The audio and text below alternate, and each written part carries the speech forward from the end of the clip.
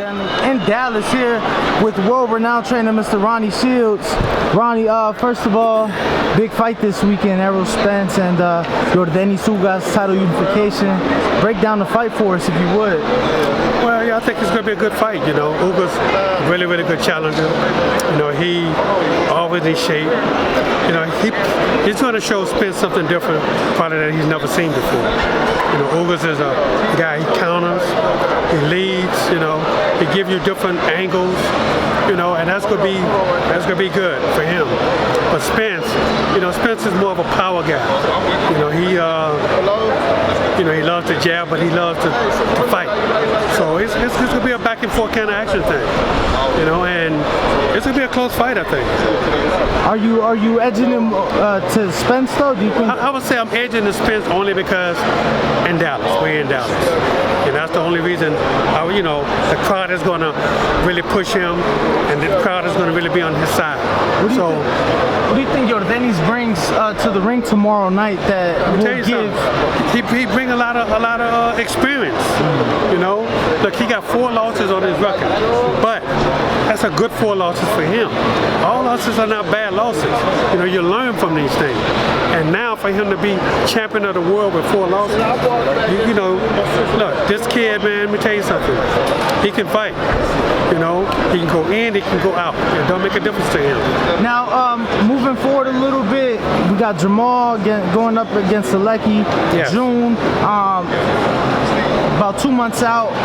How you feeling as the trainer in camp? How are you feeling? Feeling great. You know, we've been training over a month now. You know, not real heavy, but just going through the motions with things. And you know, we haven't even started working on the game plan yet, but I feel great about this fight though. We saw Jermall in the gym alongside Errol getting ready. So have you guys came down to kind of give Errol some work, or is it more just Jermall being a friend and getting some work alongside together? Jermall came down to see Errol. I have a guy on the card, so you know, so yeah, we do. But yeah, he came down to be with his brother. His brother was here for a week, so okay. Jermall came down for a week with him. But you know, we started working again Monday, and we worked a couple of days this week. And just keep him going, keep him fresh, and then next week we start for a training camp. Speaking about Maul, I know there's been a couple of reports over the months about him maybe facing Canelo or moving up to 168. After this Selecki fight, do you think you'll get him at 168? Well, you know, the thing about it is we have to wait and see. If the fight is right at 168, you know, then he'll do that. But right now, you know, our main goal is Selecki. You know, we can't look past him. He's a really good fighter. You know, he takes everybody the distance, and so we have to be careful and not look ahead. You know, we don't look ahead. You know, we train for Selecki, and that's gonna be it. After that, then we'll think about what's next. So was those talks more of opportunity, not so much that Maul can't make 160 no more? It was more of the, if we get a call for Canelo, if we get a call for David, we'll move up. But it's not like he can't make 160. He can. Yeah. No, Jermall walks around and like 175 right now. Okay. So, you know, 15 pounds is nothing for him. Okay. And you know, with him working every day, you know, he keeps his weight down. So that's nothing. But yeah, I mean, look, if the opportunity for Canelo would have came up, sure, we went 68 to fight him. You know, but then we was going to fight Jaime Munguia, but you know, Oscar pulled that because he tried to bring in Dazn, you know, with Showtime, and Showtime said they weren't having it. So it is what it is. In the near future, talking about Jaime Munguia fight, that might be possibly made. I know obviously the network was a big situation. That possibly be down the future after the Selecki fight. Absolutely. I mean, you know, look, Jermall is a middleweight. That's what he is. That's what he's going to stay for right now until a fight at 68 is attractive to him. If it's not attractive to him, then, you know, he has no problem at 160.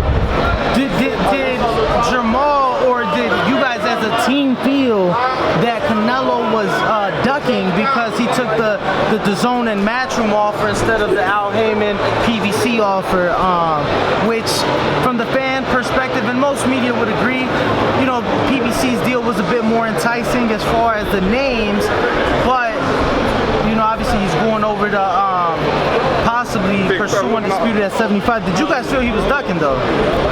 I wouldn't call it ducking. I mean, it's business. You know, people say ducking. I don't say it's ducking anybody. I think what it is, you know, they felt it as a business that their business was better on that side. So it is what it is, you know. It is what the sport is. Some people say that Canelo's at the point in his career where he can fight who he wants. He's put in the work. Do you agree? Do you feel that way? Well, I just, you know, it's not that I feel that way. You know, look, it is what it is. You know, when a fight is made or possibly made, then you know, that's what it is. I mean, they say they wanted to fight Jermall, so they wanted, you know, PBC to make an offer to them. They made a good offer to them. He didn't accept it, so they moved on. So we moving on. Just have to ask, lastly for me, you haven't worked with Jermall. Big rematch coming up against Brian Castano, 4 undisputed. It has never been done in the 4-belt era at 154 pounds. What do you think we see in the rematch? You haven't, well, you know in Jermall so well. What do you think it is that we see in the rematch? I think they learned it. They learned from the first fight. You know, if you don't learn from the first fight, the second fight is going to be the same. I think Castano has the same style. I don't think he can change much, you know, but Jermall has the ability to change, and he has the ability to change to do anything. So I think once he does that, then I think it's going to be a good fight. Castano is no pushover, you know, but I think Jermall's the better fighter. Lastly, Ronnie Shields, as a prestigious trainer you are, it's a big fight, obviously May 7th. A lot of fans always like to hear it from the trainer's perspective of who would win. What do you have for Canelo before, or break that fight down for us? Well, I mean, I don't know Bivol that well. I've never had to take a look at him. I've seen him before. But look, I mean, he's a big, strong guy, and you know, and he could give Canelo problems. So, I mean, we just have to see what's going to happen now. What about Tank versus Rolly? What's your perspective? That's a good fight, you know. I mean, a lot of people not giving Rolly a chance, but I think Rolly is going to be in that fight. He's strong, and the guy is always in shape. And you know, look, he's going to show Tank something different because he's not scared. And the undisputed fight in June, Haney versus Cambosis. That's another good fight. And look, just because the fight is in Australia, I think Haney, you know, I think Haney is going to do good over there. You know, but whether the judges give it to him or not because he's in another country, I don't know. We'll have to wait and see. But I think if Haney wins, though, he got to win impressively. Last one for me, we was talking about rematches. Anthony Joshua came to visit you after the Usyk fight. It seems like he on tap to fight Usyk in the rematch in July. What did you guys talk about, worked on, or? I mean, we just talked about, you know, what I thought he should do, how he should do it, and you know, worked him out just a little bit. And that was about it. How do you see that rematch play out with Usyk and Joshua? There's been rumors that Usyk, while he was in Ukraine, lost up to 10 kilograms, which is about 20-25 pounds. Him starting his career at cruiserweight, obviously that makes a big difference. But how do you see the rematch play out, all things considered?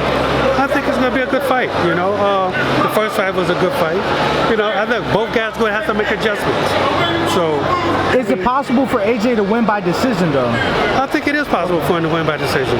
Look, AJ is a strong guy, you know, and he can really fight. So, you know, but it depends on the adjustments that he makes inside of the ring. He obviously can't fight the fight he fought last time. Right. So he has to change everything. So for him, on that end, if he's able to change, then that means Usyk has to change. Thank you, Ronnie. Well, Ronnie, thank you. Appreciate it. For the video, feel free to hit the like, subscribe, and share. As always, if you want to support us to the next level, head over to the patreon.com/ThaBoxingVoice. We have tons of exclusive from Border Wars, Entitled, betting shows, the list goes on and on and on. But in addition to that, if you guys have questions for fighters, trainers, and promoters, this is where you can submit them. We will run out, get these questions answered, and put it back on the show just for you guys. Appreciate it. Peace.